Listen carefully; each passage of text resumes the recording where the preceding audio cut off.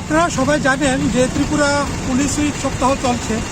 তো পুলিশ উইকের প্রোগ্রামের অঙ্গ হিসাবে আজকে সিপাহীজলা ডিস্ট্রিক্ট পুলিশ থেকে আমরা traffic awareness, road safety awareness, crime against women এই সমস্ত কিছু অবজেক্টিভকে সামনে রেখে আমরা একটা বড় বাইক র্যালি একটা করতে যাচ্ছি, যেটা আমাদের এখানে আজকে রাস্তার মাথা থেকে বিশ্রামগঞ্জ মোটর স্ট্যান্ড পর্যন্ত যাবে।